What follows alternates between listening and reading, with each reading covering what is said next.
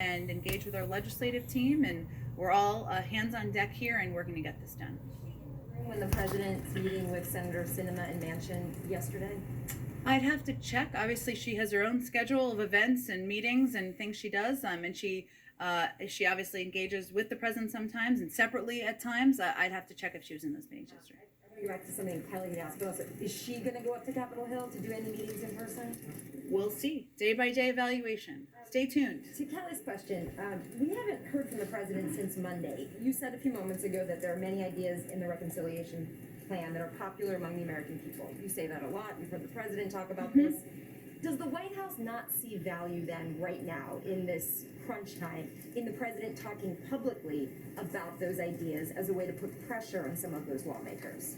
Well, these ideas are already very popular, thanks to all the work that's been done, and thanks to the fact that when they were proposed, they were meeting huge needs that the American people had been talking about for some time, including addressing the cost of childcare, of elder care, of college, of preschool for families, of addressing the climate crisis, of rebuilding our roads, our railways, and our bridges. These are things the American people, regardless of the political party, support and continue to support at huge majorities in most cases. So there's nothing more valuable, as I said earlier, than the president's time. And right now, the best way we can use his time is to have these conversations with members at this pivotal time to get things across the finish line. I promise you he will be out there talking about these policies and these initiatives, how they help people, how they lower costs for the American public in the weeks ahead.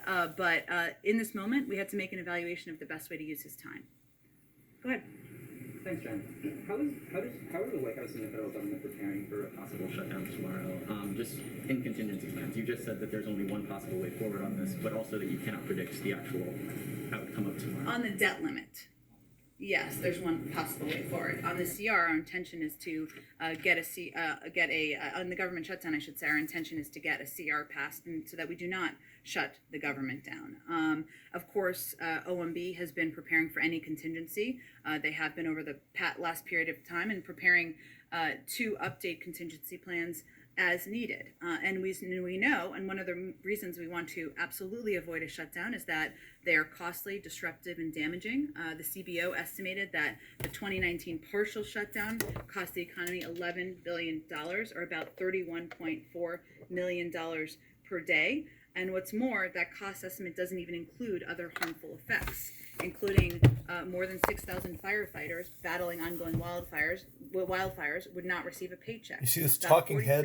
of HHS employees and 60% of IRS employees would be furloughed. Some Americans attempting to secure an FHA loan could face unnecessary delays.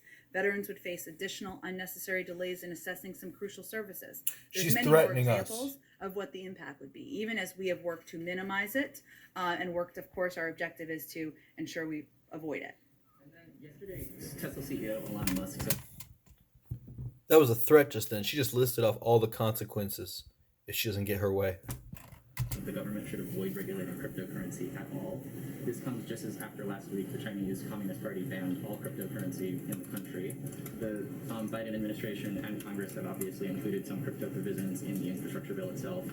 What is your view of, or the White House's view, I guess, of regulating cryptocurrency at the moment, and what are your reactions to, I guess, Musk's comments? I don't have any reaction to his comments. They don't impact our policy, I would say. I guess that's my reaction.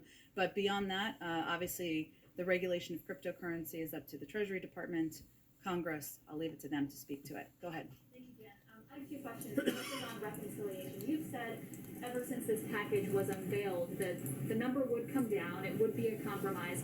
But earlier this week, Speaker Pelosi told her caucus that they're rushed now because she only last week found out that the $3.5 trillion number was not viable. So what got lost in translation there? Nothing. That's what happens in the end stages of a negotiation and a discussion. And what Speaker Pelosi is evaluating and has been is the same what we've been evaluating. How can you get enough votes to get a piece of legislation passed?